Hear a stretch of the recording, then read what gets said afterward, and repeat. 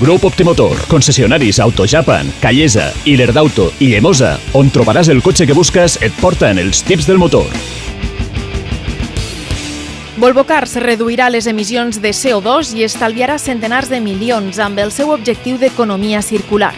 Per complir l'objectiu de convertir-se en una empresa circular abans de 2040, Volvo Cars crearà circuits tancats per a les matèries primeres més contaminants, com l'acer i l'alumini, a més de potenciar la refabricació, reparació i renovació de peces. De fet, Volvo Cars ja refabrica determinades peces com caixes de canvi i motors per optimitzar l'aprofitament de materials i reduir les emissions. El 2020 es van refabricar unes 40.000 peces, evitant l'emissió de gairebé 3.000 tones de CO2 i l'objectiu per 2025 és duplicar com a mínim les seves activitats de refabricació. Volvo Cars va reciclar l'any passat el 95% dels residus generals durant la producció. Això inclou el reciclatge de 176.000 tones d'acer que ha evitat l'emissió de gairebé 640.000 tones de CO2. Visita'ns a grupoptimotor.com.